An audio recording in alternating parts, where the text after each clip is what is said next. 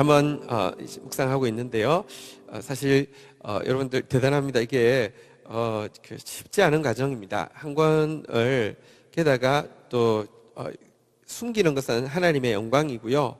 찾아내는 것은 하나님의 자녀된 왕 같은 제사장된 우리의 영화인데, 이게 그냥 봐도 잘 보이지 않는 부분을 찾아 나가는 일을 하고 있는데, 벌써 이제 26장 할 차례입니다. 거의 다 왔습니다. 우리 이제 다 마칠 때가 되면, 또 우리가 알게 되었을 때 주의 성령, 또 알게 되고 사모하게 되었을 때 주의 성령이 임하시면 진짜 우리가 잠언의 사람으로 변하게 될 것입니다. 우리 옆 사람 한번 격려하겠습니다. 잠언의 사람이 되어가고 있습니다. 시작. 네, 잠오는 사람 아닙니다. 네. 네. 우리 26장인데요. 1절부터 12절까지가 한 문단입니다.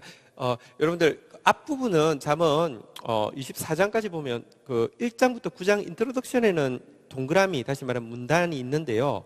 그다음에 10장부터 23장까지 그 24장까지 보면 문단이라는 게 거의 없습니다. 왜냐하면 단락을 나눌 수가 어떻게 나눠야 될지 몰라서 못 나눴었습니다. 근데 단락이 우리가 이제 본 바대로 문단이 계속 있었는데요. 다행히 25장부터는 문단이 딱 이렇게 마킹이 되어 있습니다. 여러분 성경에도 그렇게 되어 있습니다.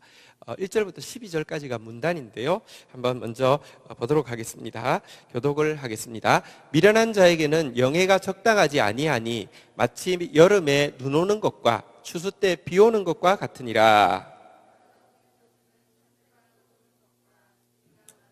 같이 이루어지지 아니하느니라. 말에게는 채찍이요 나귀에게는 재갈이요 미련한 자의 등에는 막대기니라. 미련한 자의 어리석은 것을 따라 대답하지 말라. 두렵건대 너도 그와 같을까 하노라. 미련한 자에게는 그의 어리석음을 따라 대답하라. 두렵건대 그가 스스로 지혜롭게 여길까 하노라. 미련한 자 편에 기멸하는 것을 이에 발을 베어버림과 해를 받음과 같으니라. 저는 자의 다리는 힘없이 달렸나니 미련한 자의 입에 잠언도 그러하니라. 미련한 자에게 영예를 주는 것은 돌을 물매에 매는 것과 같으니라. 미련한 자의 입에 잠언은 술 취한 자의 손에 든 가시나무 같으니라. 장인이 온갖 것을 만들지라도 미련한 자를 고용하는 것은 나가는 행인을 고용함과 같으니라. 개가 그 토한 것을 도로 먹는 것 같이 미련한 자는 그 미련한 것을 거듭 행하느니라. 12절 읽도록 하겠습니다. 시작. 내가 스스로 지혜롭게 여기는 자를 보느냐 그보다 미련한 자에게 오히려 희망이 있느냐. 네, 읽어본 결과 문단이 나눠지겠다는 것을 상식적으로는 알 수 있는 게, 미련한 자라는 구절이 계속 반복되고 있는 것을 보면 한 문단이구나를 알 수 있을 텐데요. 문제가 있습니다. 쉬워 보이지만 여러분 딱 들어가 보면 한 절 한 절은 그래 이제 뭐 겨우겨우 이해를 했다고 쳐요. 근데 그 절 다음에 이 말은 왜 나왔고 이 절 다음에 이 말은 왜 나왔고 하려고, 이걸 이해하려고 하면 면밀하게 보지 않으면 되게 좀 어렵습니다. 이 지금 이 본문을 이해하기 위해서 일단 미련한 자라는 단어도 지금 중요하지만요, 두 단어를 함께 알아야지만 이 1절부터 12절을 해석을 할 수 있습니다. 만약 이걸 모르면 절대 해석이 안 되는 구절들이 너무 많습니다. 의외로 지금 잠언 앞에 있는 내용보다 이게 그 문단도 나누어져 있고 거의 미련한 자 이야기를 계속하고 있으니까 쉬울 것 같은데요, 사실은 해석이 제일 안 되는 구절들이 여기 되게 많이 있습니다. 근데 이걸 해석하려고 하면 중요한 원칙이 있는데요. 그 원칙이 되는 두 단어를 같이 좀 알고 있는 것이 필요합니다. 우리 다시 한번 1절을 같이 한번 읽도록 하겠습니다. 1절 같이 읽겠습니다. 시작. 미련한 자에게는 영예가 적당하지 아니하니 마치 여름에 눈 오는 것과 추수 때에 비 오는 것과 같으니라. 자, 여기서요, 일단 이 지금 1절부터 12절 미련한 자에 대해서 다 이해하기 위해서 도대체 미련한 자가 누구냐 이에 대해서 이해하기 위해서 핵심 단어가 하나 있는데요. 뭐냐고 하면 한번 따라하겠습니다. 영예. 영예라는 단어를 일단 킵을 좀 해두셔야 되겠습니다. 영예라는 단어가요, 우리 지금 25장, 26장에서 계속 25장 2절 한번 보시죠. 25장 1절은 이제 이것은 히스기야의 신하에 모은 솔로몬의 잠언이다. 이렇게 인트로덕션이고 2장부터 본래 시작하는데 여기 보니까 이를 숨기는 것은 하나님의 뭐라고요? 이를 살피는 것은 왕의 뭐라고요? 자, 이 영화라는 단어가 이 영이라는 단어하고 똑같은 것입니다. 사실은 번역을 할 때 이런 부분은 참 되게 아쉽습니다. 그 27절, 5장 27절에 가면 이게 이 영에 대해서 이야기하다가 5장 27절에도 가면요. 그런데 인간이 이 5장 27절 예, 인간이 이 영예를 스스로 구하는 것 이것은 좋지 않다 이렇게 이야기를 하고 있습니다. 이 뭐랄까요? 이게 영예가 목표가 되어서는 안 된다 이런 이야기를 하는데 이때는 또 27절에는 영예라고 번역을 했는데요. 이게 또 같은 단어입니다. 영화, 영예가 같은 단어인데 지금 26장 1절에서 나온 그 단어가 영예인데요.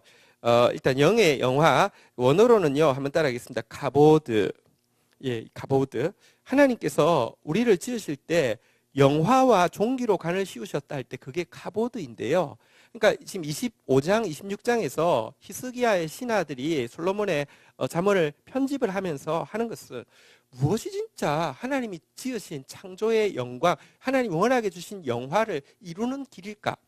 무엇이 그 영광에 이르지 못하게 하는 이 영광도 이제 영예죠. 이 영광에 이르지 못하게 하는 죄일까? 이거에 지금 집중적으로 관심을 가지고 지금 25장, 26장을 지금 나열을 하고 있는 겁니다. 그래서 이 영예라는 단어가 대단히 중요한 단어이고요. 자, 그 다음에 다시 한 단어가 또 중요한 단어가 있는데요. 오늘 우리가 읽은 본문 중에서 우리 6절에 한번 보시면요. 26장 6절에 보니까요. 여기 기별이라는 게 있는데요. 미련한 자의 한번 읽도록 하겠습니다. 읽겠습니다. 시작.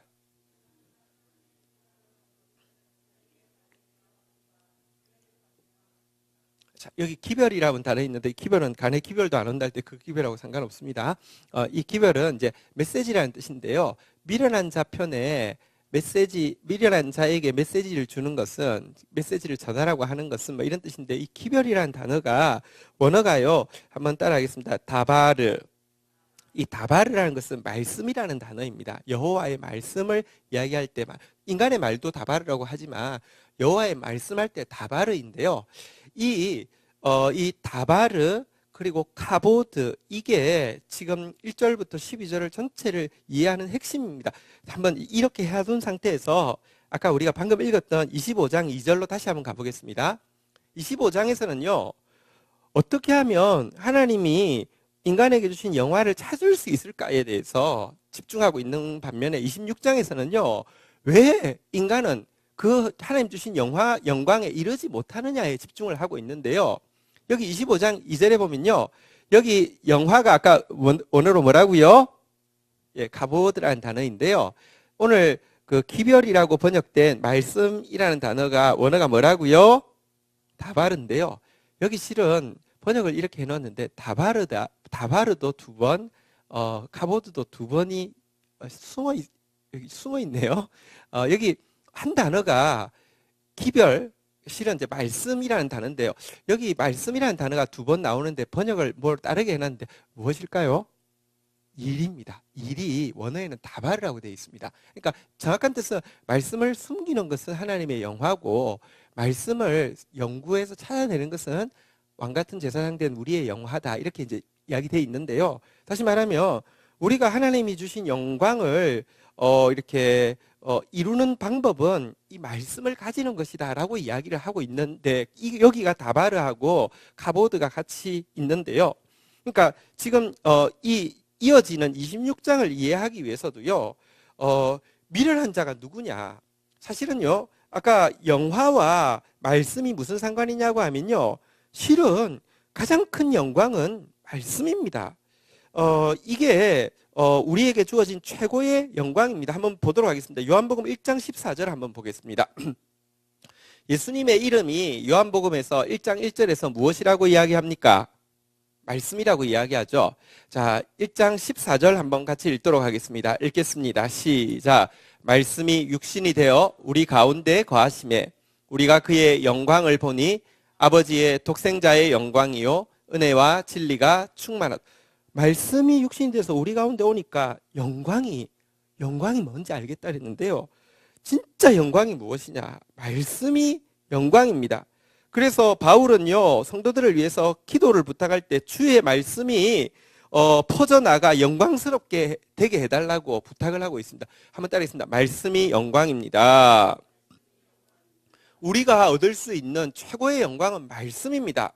우리가 하나님께서 워낙에 씌워주신 영화의 면류관을 쓰는 방법은 말씀입니다. 말씀이 영화입니다. 25장에서는요, 그 영화를 찾는 방법은 그 말씀을 가지는 것이다 라고 이야기하고 있는데요. 26장에서는요, 미련한 자는 그 말씀의 영광을 가질 수도 없고 가져서도 안 된다는 이야기를 1절부터 12절까지 쭉 하고 있습니다. 그래서 이 미련한 자라는 눈에 보이는 단어와 함께 영예 그리고 이 말씀이라는 단어를 가져야지만 이제 해석이 될 겁니다. 자, 여기까지 서론으로 말씀드리고 나서 이제부터 한번 좀 보도록 하겠습니다. 다시 1절 같이 한번 읽도록 하겠습니다. 1절 읽겠습니다. 시작. 미련한 자에게는 영예가 적당하지 아니하니 마치 여름에 눈 오는 것과 추수 때에 비 오는 것과 같으니라. 아까 영예가 이 영광이 뭐라고요? 원어 말고 이제 말씀이라고 했잖아요, 그죠? 자, 미련한 자한테의 영예가 적당하지 않다.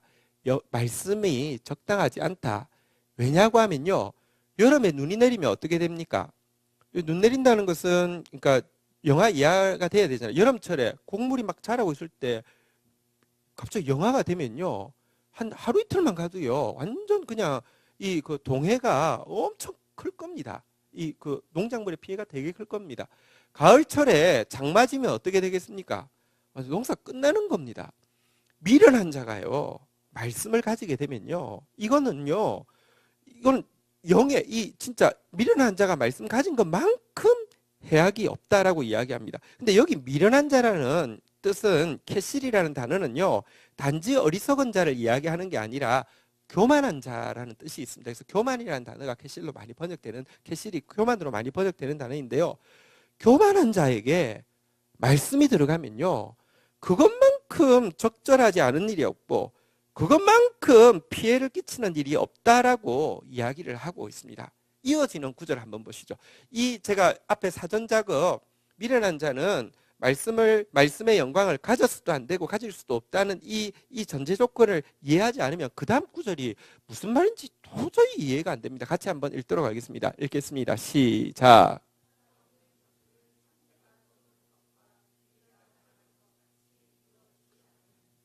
그냥 이제 그 한 구절만 해석하면 이것입니다. 이유 없는 저주는 뭐 날아다니는 참새, 이렇게 그 떠도는 제비처럼 그 뭐 나하고 별 효력 없어. 그러니까 나한테 임하지 않아. 뭐 위에 구절하고 겨우 연결해도 미련한 자가 저주했다고 해서 나한테 임할 거 아니니까 신경 쓰지 마. 뭐 이런 정도까지는 해석할 수 있겠는데요. 여러분 지금 그러니까 미련한 자 이야기를 하고 있는데 갑자기 이 구절이 왜 나왔는지는요, 그냥 이 연결고리를 깊이 생각해 보면 정말 어색합니다. 게다가 그 다음 절을 보면요, 이게 떨어진 구절이 아님을 알 수 있습니다. 3절 같이 한번 읽도록 하겠습니다. 읽겠습니다. 시작. 말에게는 채찍이요 나귀에게는 재갈이요 미련한 자의 등에는 막대기니라. 보십시오. 미련한 자는 영예가 합당하지 않고 미련한 자에게는 막대기가 합당하다라고 이야기하는, 분명히 한 문장 안에 중간에 끼어든 구절에 그 까닭 모를 저주가 임하지 않는다는 이야기가 나오는데, 이게 연결되는 상황에서는 해석을 하려고 하면 사실 억지로는 맞출 수 있지만 매끄러운 해석이 되어지지 않습니다. 근데 말씀을 드리겠습니다. 여러분 보십시오. 하나님의 말씀은요, 축복과 저주가 임하게 하는 양날의 검과 같습니다. 신명기에도 보면요, 하나님이 말씀을 주시면서 내가 너희 앞에 축복과 저주를 두노니 이렇게 이야기했습니다. 하나님 말씀은 진짜 양날의 검입니다. 이게요, 하나님이 임하실 때는요, 보상이 있는가 하면 보복이 있는 겁니다. 축복이 있는가 하면 저주가 있는 겁니다. 그런데 하나님의 속마음은 축복입니까? 저주입니까? 축복이죠. 신명기에 저주 표현이 참 많이 나오지만 신명기 끝도 마지막 장도 보면 축복으로 마치고 있을 뿐만 아니라 예수님께서 제일 많이 인용하신 게 신명기인데요.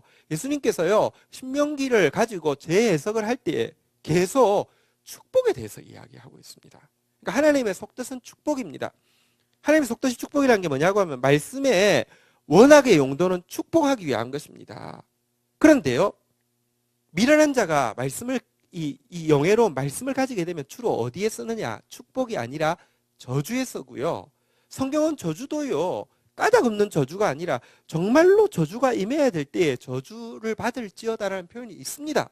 그런데요, 까닭 없는 저주는요, 기관총을 아무 때나 난사하는 것과 같은 이런 저주는요, 성경과 절대 합당치 않는데, 미련한 자에게요, 성경이 이 말씀이 주어지면요, 교만한 자가요, 말씀 가지면 그것 가지고요, 수많은 사람에게 까닭 없는 저주를 퍼붓는다는 것입니다.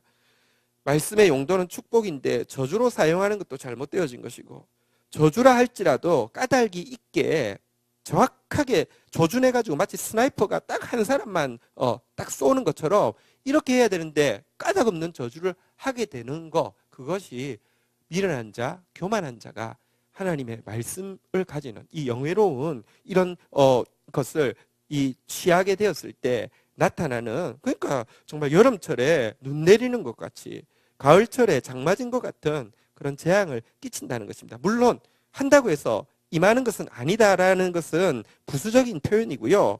미련한 자가 말씀을 가지면 까닭 없는 저주를 쏟아붓는다, 이 이야기가 지금 하고 있는 말이죠. 3절에 보니까요, 성경에 보면 이 교만한 사람, 하나님 말씀을 가까이 하지 않는 사람, 교만하면 하나님 말씀이 싫습니다.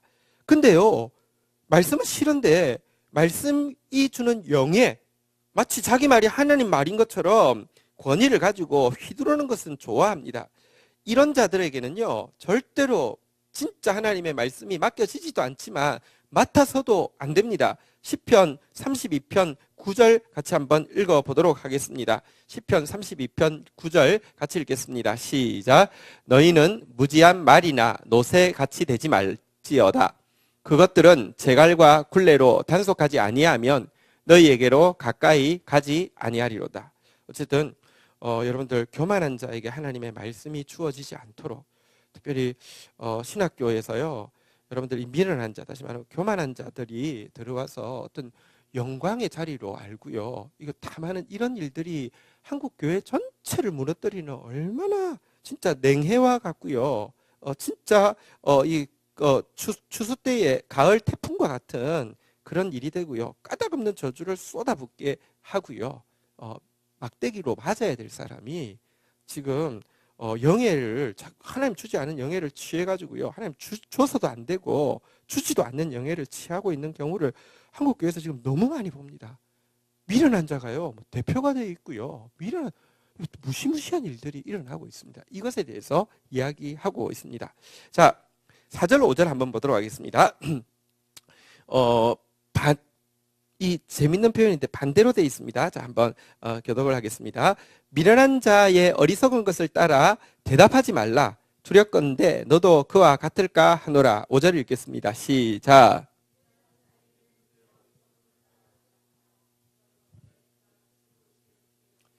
자, 4절 보십시오. 미련한 자의 어리석은 것을 따라 대답하지 말라. 무슨 말이냐면, 미련한 자가 어리석은 말 하면은 대꾸하지 말라는 것입니다. 5절 보면요, 해석이 미련한 자에게는 그의 어리석음을 따라 했지만 원어는 다 단어까지 똑같습니다.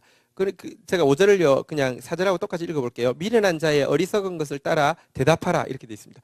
위에 구절은 미련한 자의 어리석은 것을 따라 대답하지 말라, 밑에 거는 미련한 자의 어리석음을 따라 대답하라, 정반대로 되어 있습니다.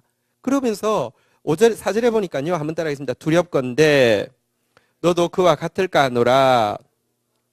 미련한 자가 어리석은 말 하면요, 말 썩지 말라. 왜냐하면 너도 그 우매함에 오염될 수 있으니까 오염되지 않기 위해서 말도 썩지 말라, 침묵하라, 이렇게 이야기를 하는데요. 5절에 보니까 또 미련한 자가 어리석은 것을 따라 미련한 자의 어리석은 것을 따라 대답하라. 그러니까 미련한 자가 어리석은 말을 하며 말하라. 두렵건대 그가 스스로 지혜롭게 읽을까 하노라, 이렇게 돼 있는데요. 한 개는 대답하지 말라고 하고 한 개는 대답하라고 돼 있어서 이게 사실 학자들 사이에 제일 그 딜레마 구절 중에 하나입니다. 이거 어떻게 풀어야 될지 해서 뭐 온갖 설들이 많습니다. 근데요, 사실은 아까도 이야기했지만 이 미련이라는 것을 그냥 미련이 아니라 말씀의 영광을 가졌어도 안 되고 가질 수도 없는 교만이라는 사실을 알고 난 상태에서 보면요, 여러분 이게 그렇게 어렵지 않습니다. 1차적으로 미련한 자가 어리석은 이야기할 때 여러분들 말 섞지 마십시오. 침묵하십시오. 그 돼지한테 돼지 목에 진주 걸어 주는 것에 지나지 않습니다. 말 섞지 마십시오. 침묵하십시오. 우매함에 오염될까 두려워하십시오. 그런데요, 미련한 자가 5절에 보니까요, 한번 따라하겠습니다. 스스로 지혜롭게 여길까 하노라. 여기 지혜라는 것은요, 이 호크마라는 것은 사실은 지금 이제 위에서 오늘 제가 하나의 또 키워드 다바르라는 말씀과 연결하며 자기가 스스로 말씀을 가진 것으로 여기고 말씀 가지고 무식한 소리, 말씀 가지고 틀린 소리 할 때는요, 그의 어리석음을 책망하여서 명확히 지적하라, 이런 뜻이 되겠습니다. 이 어리석은 말 하는데 여러분 참여도 하지 마시고요, 대꾸도 하지 마시고요, 침묵하십시오. 그러나 하나님의 영광스러운 말씀을요, 그가 자기가 마치 지혜를 가진 것처럼 주장하면서 어리석은 이야기를 할 때는요, 그가 얼마나 어리석은 것인지를 명확히 알 수 있도록 지적하라, 이런 이야기가 되겠습니다. 실제 그 탈무드에서는 이 구절을 해석을 함에 있어서 일상적인 그 미련함이 삐져나오는 일들을 이야기할 때는 무시해버리고 말하지 말지만 하나님의 말씀에 대해서 무식한 말 하거든, 무식한데 잘난 줄 알고 말하거든, 큰 소리 치거든, 그 부분에 대해서는 명확하게 꾸짖으라, 이렇게 해석을 하고 있는데 이 부분은 탈무드 해석이 가장 적절하다고 생각이 되었습니다. 어쨌든 여러분 지금 너무 성령구절 들이대놓고 정말 틀린 소리를요, 부끄러운 줄도 모르고 하는 사람이 있습니다. 그분들 인간적인 관계는 맺을 필요도 없고요, 그분들 뭐 하는 이야기에 뭐 가가지고요 따질 필요도 없습니다. 따진다고 되지도 않습니다. 진짜 돼지목의 진주입니다. 그러나 그 말씀이 틀린 부분에 대해서는요, 저 정확하게 강단을 통하여서 아닌 것은 얼마나 그것이 부끄럽고 틀리고 조롱스러운 것인지 정확하게 폭로할 것입니다. 그것은 예수님도요, 여러분들 바리새인들의 모든 행위에 대해서는 일일이 하지 않습니다. 그러나 하나님의 말씀을요, 곡해하는 부분에 대해서 끝까지 싸워서 끝까지 그것이 잘못된 것을 논쟁하셨습니다. 이 부분에 대해서 이야기를 하고 있는 것입니다. 왜? 미련한 자들이요, 하나님의 지혜를 가졌다고, 말씀을 가졌다고 스스로 하나님 준 적도 없고 주려고 하는 생각도 없는데요, 이렇게 하는 악한 자들이 너무 많기 때문에 이런 이야기가 있는 것입니다. 자, 6절부터 9절까지 보면 미련한 자가 말씀을 가진다, 혹은 미련한 자한테 말씀을 맡긴다, 이것이 얼마나 위험한 것인지를 이제 설명을 하고 있는 내용입니다. 6절부터 한번 보도록 하겠습니다. 6절 같이 읽겠습니다. 시작. 미련한 자의 편에 기별하는 것은 자기의 발을 베어버림과 해를 받음과 같으니라. 미련한 자한테 말씀을 맡기는 것은, 기별이 아까 제가 다발을 말씀이라고 그랬죠. 말씀을 맡기는 것은 발을 베어버리는 것이라고 했습니다. 여러분 지금 메시지를 전하라고 맡기는데 그 대상이 미련한 자라고 하면요, 자기 발을 베는 것이다. 다시 말하면 아무에게도 가지 못한다는 것입니다. 뒤에는 해를 받는다, 발을 베어서 아무에게도 가지 못한다, 이 정도가 아닙니다. 스스로 이렇게 망쳐지는 것일 뿐만 아니라 여기 해를 받은 것 같다는 것은요, 원어의 표현대로 하면 폭력을 마심과 같다, 이런 것인데요, 이건 정말로 여러분 뭐 진짜 자기 몸에 폭력을 마신다, 예를 들면 뭐 진짜 막 진짜 폭탄주 같이, 아니면 막 장을 다 버리게 하는, 간을 다 버리게 하는 독을 마신 것 같이 그와 같은 해를 끼치는 것이다 라고 이야기하면서 미련한 자에게 말씀 맡기지 말라, 이렇게 이야기합니다. 교회에서 하나님의 일꾼은 하나님의 말씀을 맡은 사람입니다. 또한 여러분 이 시대에는요, 우리 이제 물론 이 부분을 보다 전문적으로 준비해서 하나님의 말씀을 곡해시키지 않기 위해서 준비하는 이렇게 그 교육자들도 있지만, 우리 교회의 리더가 된다는 것은 하나님의 말씀을 맡는 것이죠. 하나님의 말씀을 맡는다는 것은 너무너무 존귀한 것인데, 말씀을 맡김에 있어서 한번 따라 하겠습니다. 충성된 자에게 부탁하라. 미련한 자한테 절대 맡기면 안 된다. 교만한 자에게 절대 맡기면 안 된다. 이것은 말씀을, 이 메시지는 전달, 그 메신저가 하는 이런 메시지를 전달하는 것인데, 일단 전달이 안 되고요. 그 순간에 딱 끊어지는 것이고요. 폭력을 마시는 것 같아서 안에서 이제 내부에서 생길 일은요, 분란 일어날 일 외에는 아무것도 없다. 이렇게 이야기합니다. 왜 미련한 자한테 하나님의 말씀 맡기면 효력이 없을까요? 자, 7절 한번 보도록 하겠습니다. 일단 효력 없는 부분에 대해서 이야기합니다. 같이 읽겠습니다. 시작.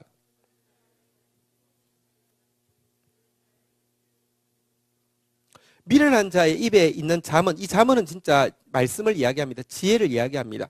지혜를요, 미련한 자한테 입에 맡겨놨다 하더라도, 미련한 자가 말은요 정말 틀림없는 하나님의 말씀을 한다고 해서, 그 말은요 마치 이렇게 장애를 만나가지고 다리가 있기는 있지만 다리가 이제 서는 역할도 할 수 없고, 그냥 달려있는 다리 같은 다리와 같아가지고요, 그 말이 틀리지 않았다 하더라도 언행 불일치하는 그가 가지고 있는 이 말씀은요, 아무런 효력을 발휘할 수 없고요, 또한 사실은 말씀의 위신을 끌어내릴 뿐이라고 이야기합니다.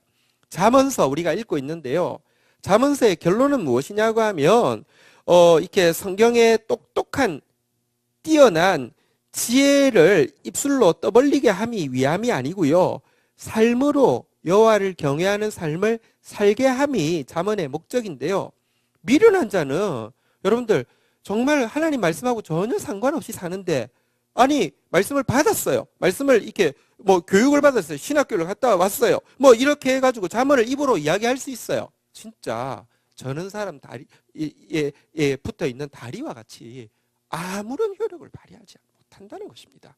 말씀은요, 말씀을 맡은 사람을 통하여서 전달되어집니다.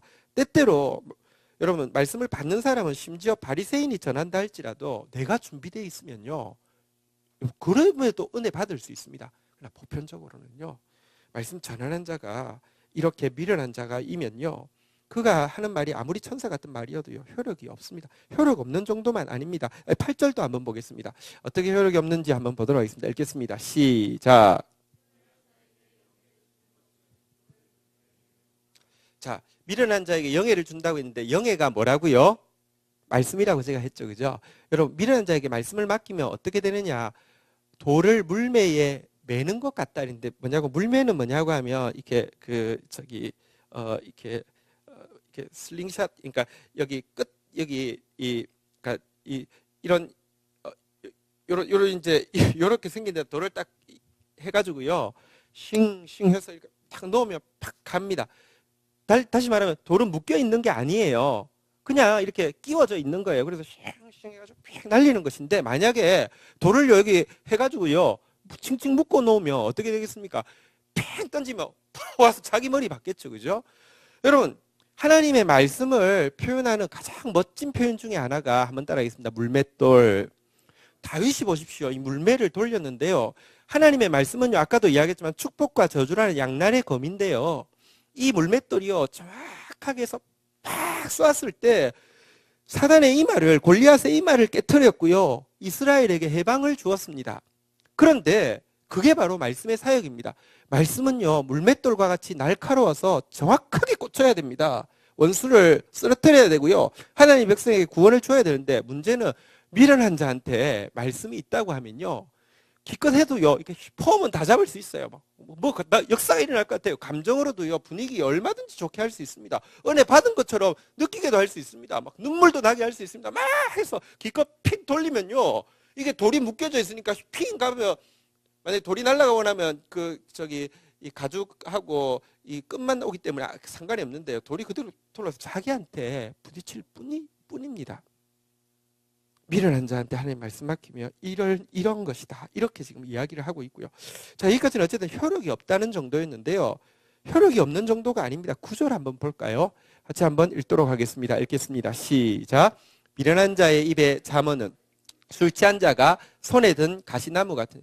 여러분, 술 취한 자가 손에 가시나무를 들고 이렇게 다닌다고 하면 주위에 있는 사람한테 다 막 찔리고 하지 않겠습니까? 지금 보십시오. 정말로요. 교만한 자가요. 정말로요. 이 미련한 자가요. 하나님 말씀 가졌다고 하면서 이 말씀 가지고요. 막 다니면서 이 술 취한 자의 손에 들린 가시나무처럼 얼마나 많이 한국 교회를 상처를 입히고 더럽게 하고 있는지 모릅니다. 그래서 정말 여러분들, 내가 말씀 교회 공동체는요, 우리 다음 세대에게 또 우리 여러분들 중에 충성된 자에게 하나님 말씀을 소중하게 전수하는 것이 교회의 제일 중요한 역할인데요. 미련한 자, 다시 이야기합니다. IQ가 모자란다는 뜻이 아닙니다. 교만한 자를 이야기하는 것입니다. 교만한 자한테는 하나님의 말씀을 맡겨서는 안 된다. 이렇게 지금 이야기를 하고 있는 것입니다. 이어서 10절에 보면요. 10절, 11절에 보면 정말로 다시 한번 이것에 대해서 주의를 시키고 있는 내용인데요. 미련한 자한테 말씀 맡기지 말라는 것을요. 한번 읽도록 하겠습니다. 10절 읽겠습니다. 시작.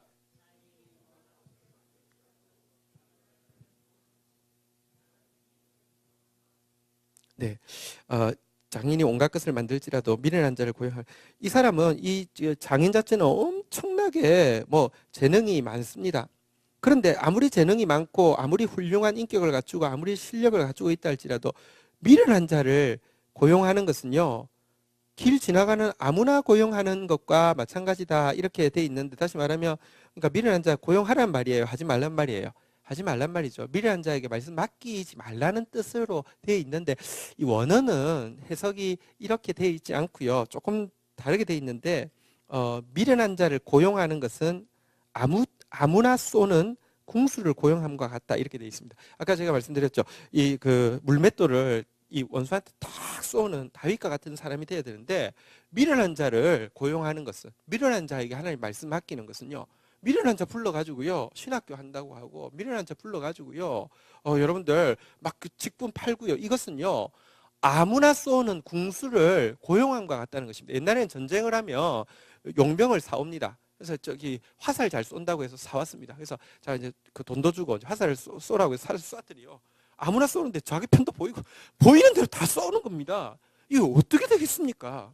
절대 교만한 자에게 하나님 말씀 맡기지 말라. 이게 여러분 개인으로는 또 어떻게 적용하겠습니까? 하나님 말씀을 정말로 두렵고 떨림으로 받고 겸손하게 받아야 되겠다, 이렇게 적용을 해야 되겠죠. 안 그러면 여러분, 이건 아무 효력이 없을 뿐만 아니라 큰일 나는 것입니다. 망하는 것입니다.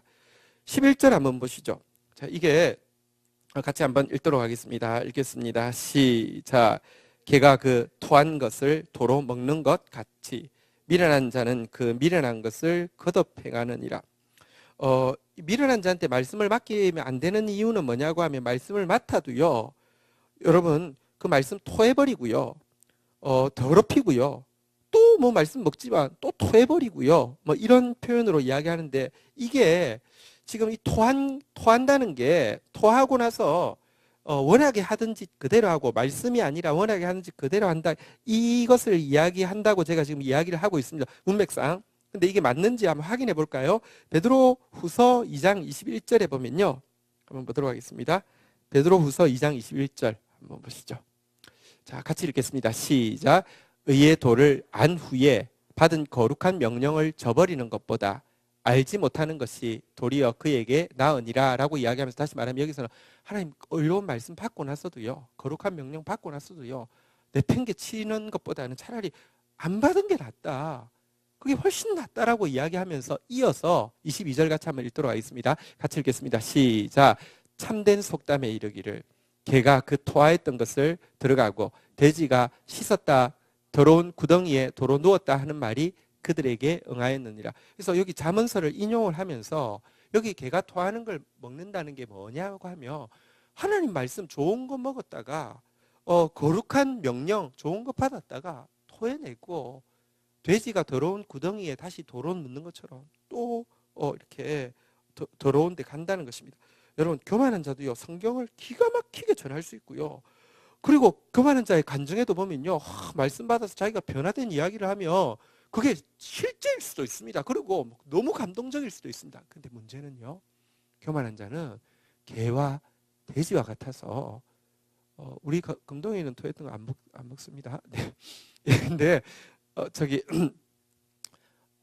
돼지 같아가지고요, 반드시 하나님 말씀요, 거룩한 말씀, 의의 도를요 토해낼 뿐만 아니라 다시 들어온 데 가서 뒹굴고요.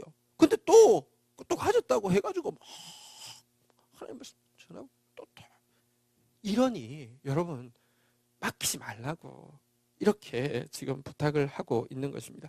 지금 이제 여기까지 제가 11절까지 읽었는데 이상의 내용을 쭉 이렇게 이어서 이제 볼 때에, 그러니까 미련한 자에게 말씀이 임해서 안 되는구나, 미련한 자에게 말씀을 하나님 맡기지 않구나, 여기까지의 내용임을, 이어지는 내용임을 알 텐데요. 자, 그런데 그러면 다행이야, 나는 말씀을 안 맡았으니까 다행이야. 두 번째, 다행이야, 나는 어쨌든 미련한 사람 아니니까 다행이야, 이렇게 그냥 나하고 오늘 말씀은 별로 상관없나 봐, 신학교 그 원장님이나 좀 들어야 되는 구절이고 교육자들이나 좀 들어야 되는 구절인가 보다, 이렇게 생각할 수 있는데요. 우선은 여러분 다시 말씀드립니다. 그리스도인의 최고의 영광이 뭐라고요? 말씀입니다. 말씀이 영화롭게 되는 것이 최고의 영화고요.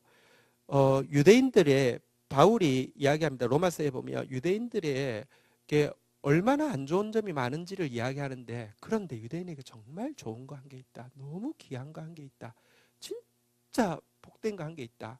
그게 뭔 줄 아느냐?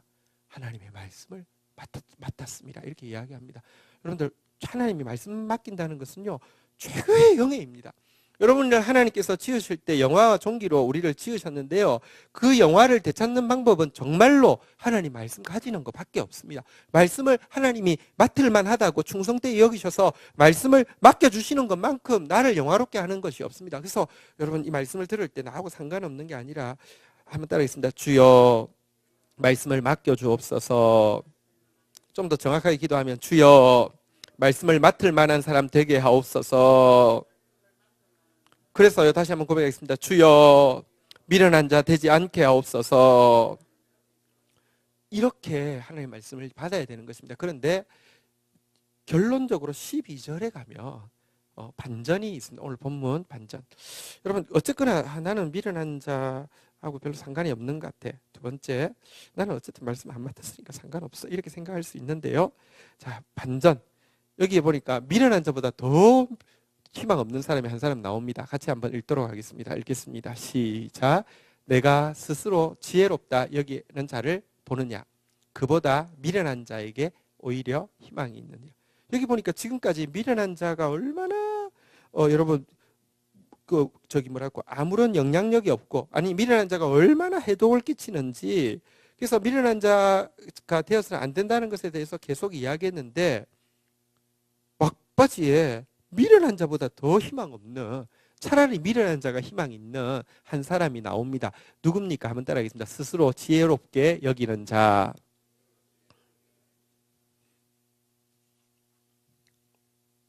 나는 미련한 자 아니야 라고 한다 할지라도요, 스스로 지혜롭게 여기는 순간, 이 스스롭게 지혜롭게 여긴다는 것은요, 사실 이 사람은요 워낙 지혜로운 사람이 맞습니다.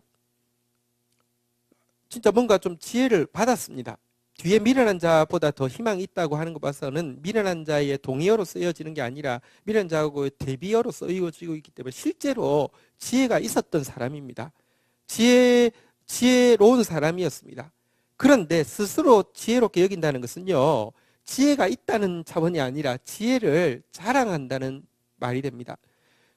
지혜로운 자였고요. 그래서 지혜를 자랑하는 순간, 지혜가 없다는 말이 아니라 지혜가 있어도 지혜를 자랑하는 순간 그 사람은 미련한 자보다 더 미련한 자, 훨씬 더 위험한 자가 된다. 위에 지금 미련한 자의 위험성에 대해서 너무 많이 경고했는데, 그보다 훨씬 더 악한 사람 된다라고 이야기하면서 지혜를 자랑하지 말라, 이렇게 이야기하고 있는데요.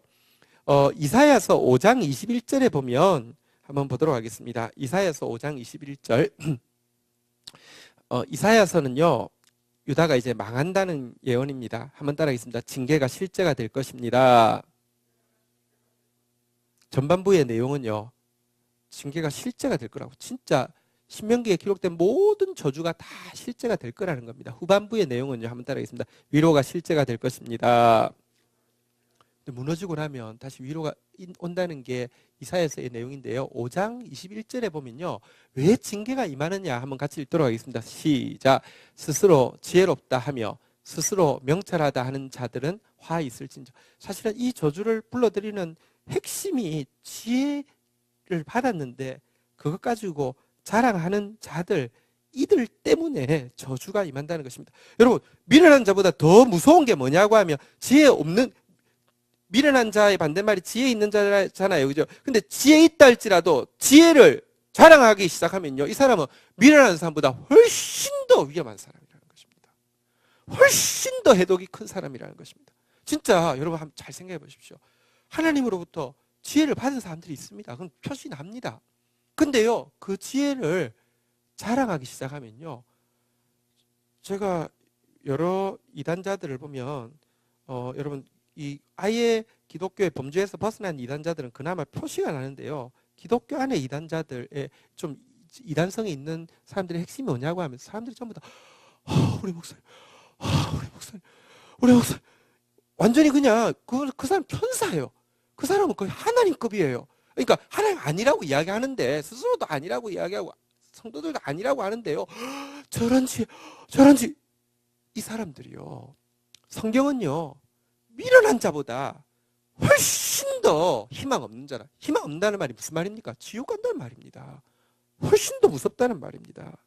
이 사람들이 유다를 망하게 한 핵심이 스스로 지혜롭다, 스스로 명철하다 하는 지도자들 때문이었던 것처럼, 여러분, 교회를 지금 망하게 하고 있는 핵심이 스스로 지혜롭다는 사람, 진짜 지혜 받았다는 사람들이 더 망하게 할 수 있다는 사실을 정말로 우리 조심하고 또 조심해야 하겠습니다. 어떤 한 목사님이 설교 시간에 이런 이야기를 했더라고요. 자기 교회에 이제 어떤 교우가 자기한테, 목사님, 나는 목사님만 붙들고 있으면 천국 꼭 갈 것 같아서 목사님 진짜 절대로 안 떠날 거예요. 그리고 천국 문에 딱 갔는데 목사님하고 예수님하고 나와서 너 왔냐? 반갑게 인사하며 예수님한테 뛰어가야 되는데 먼저 목사님한테 갈 것 같아요. 그래서 예수님이 좀 인사하러 왔다가 좀 무안할 것 같아요. 그런 이야기를 했다는 거예요. 근데 그 이야기를 강대상에서 인용을 하면서, 보십시오. 참 교묘하죠. 인용을 하는데 그런 이야기를 했는데, 내가 그 이야기를 들으면서 이게 내가 목회 혹시 잘못한 것 아닌가 두렵다는 생각이 들었다라고 이야기해서, 결론은 좋아요. 근데 여러분, 그 이야기를 듣는 교인들은요, 맞아, 진짜 그래, 우리 목사님 그런 분이야, 우리 목사님 같은 분이 어디 있어.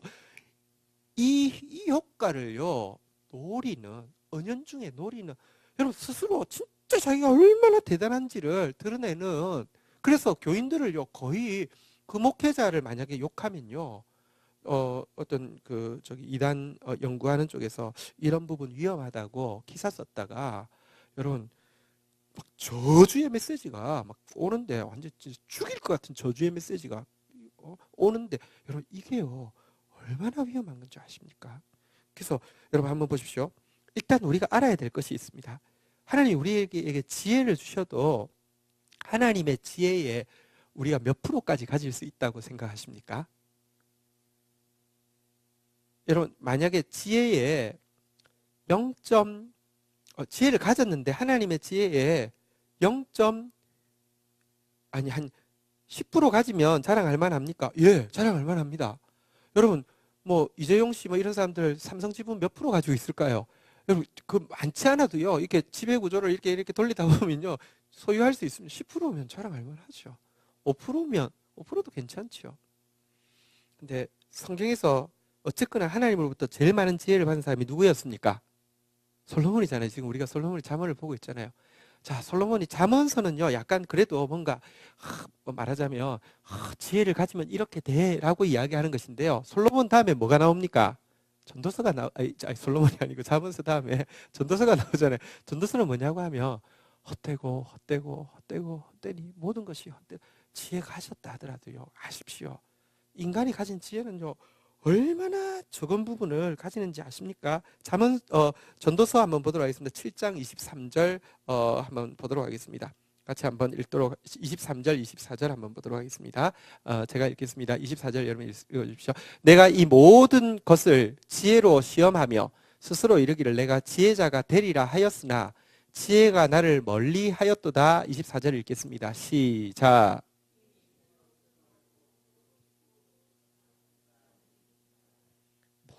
여러분, 내가 지혜자 맞습니다. 지혜자 맞다 하더라도 내가 지혜를 가질 수 있는 것은요, 너무 미미합니다. 지혜는 내 손에 쥐어지지 않습니다.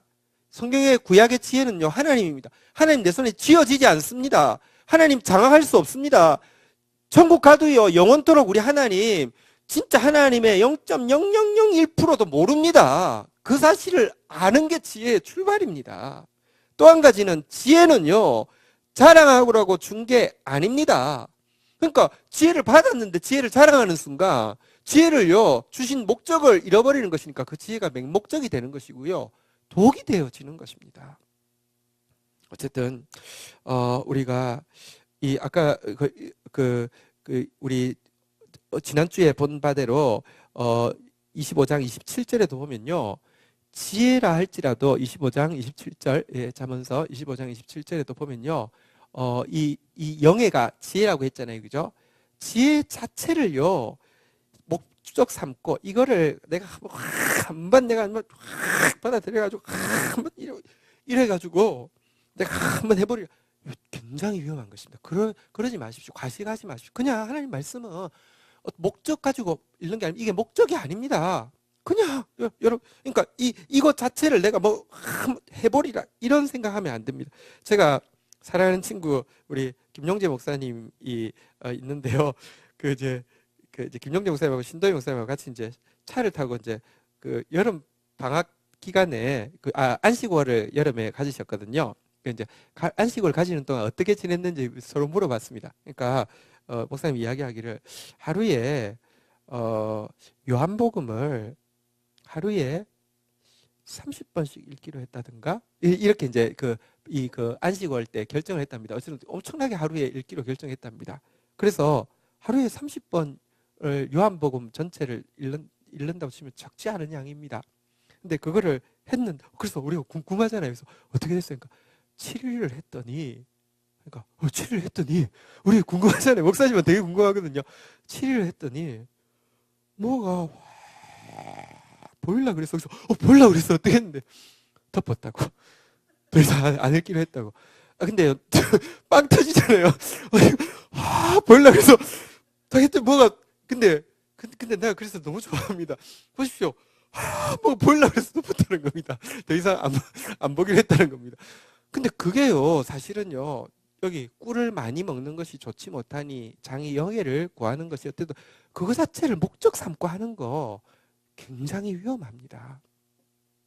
오늘 여기서 이제 미련한 자, 교만한 자가 얼마나 위험하고 그에게 하나님 말씀 절대 맡기지 않아야 되고, 반대로 우리가 좀 충성된 자, 겸손한 자에 대해서 하나님 말씀 절대 맡아야 된다는 거 말씀했지만, 말씀을 맡았다 할지라도 그 말씀을 자랑하기 시작하는 순간, 여러분들 지혜를 자랑하기 시작하는 순간 그 사람은 차라리 미련한 자로 있는 것이 도리어 긍휼을 입을 수 있는 여지. 그러니까 여기서 말하는 미련한 것은 교만 말고요, 진짜 좀 무지한 상태에 있는 것이 도리어 긍휼을 입을 수 있는 것이, 희망이 약간이라도 남아있다, 이렇게 이야기하는 것을 오늘 보았습니다. 어쨌든 오늘 이 말씀 보면서 하나님 영화와 종기로 다시 한번 간을 쓰되 사탄이 그 영화를 탐하다가 그 지혜를 탐하다가 여러분들 교만해져서 사탄 되었지 않습니까? 그런 사람 되어지지 않도록 말씀은 자랑하라고 준 것이 아니고요. 말씀을 한번 따르겠습니다. 말씀은 자기 증명이 아니라 자기 부인에 쓰는 겁니다. 네, 말씀은 자기 증명하기 위해서 내가 얼마나 잘났는지를 증명하기 위해서 쓰는 거 아닙니다. 얼마나 못났는지 보여주는 그 거울이고요. 그리고 말씀은요, 이 의의 열매는 내가 먹는 것 아닙니다. 남 주는 겁니다. 많은 사람들이요, 열매 맺자마자 안 먹고 배가 불러 터질 정도로 해가지고는요, 하나님께 영광 돌린다고 하는데 그렇지 않습니다. 열매는요, 나무가요, 지난번에 4,500송이 맺는 포도 보셨죠? 그 중에 4,500송이 맺어놓고, 이야, 대단한데? 근데 이거 다 준다고 아까 한 송이라도 내가 먹어야죠. 그래서 밤에 가져와서 이렇게 하지 않습니다. 아낌없이 주는 것입니다. 어쨌든 그런 진짜 지혜로운 자, 그런 진짜 충성된 자, 그런 진짜 겸손한 자 되게 해달라고 오늘 말씀 가지고 기도하는 시간 가지도록 하겠습니다. 함께 말씀 가지고 하나님 앞에 나가도록 하겠습니다. 기도하시겠습니다. 하나님 감사합니다. 오늘 우리에게 주신 이 말씀이 얼마나 큰 영광인지 다시 한번 보고 말씀을 맡았을진데 정말 충성된 자, 겸손한 자 되어지게 하여 주시며, 말씀 주신 것은 자랑하라 위함이 아니고 말씀 주신 것은 열매되어 많은 사람들에게 이 생명을 흘려보내라 함일진데, 진짜 말씀을 살아내서 하나님 경외하는 자 되어서 생명을 흘려주는 자만 될 수 있도록 저희를 도와주시옵소서. 저희 공동체에 세워지는 모든 일꾼이 충성된 자 되어지지 미련한 자 되지 않도록 주여 도와주시기를 원합니다. 저희들이 하나님의 소중한 지혜를 받은 공동체가 된다 할지라도 그것 가지고 자랑하는 가장 희망 없는 공동체 되지 않도록 저희들을 붙들어 주시기를 간절히 간구하고 소원합니다. 감사합니다. 예수님의 이름으로 기도 올립니다. 아멘.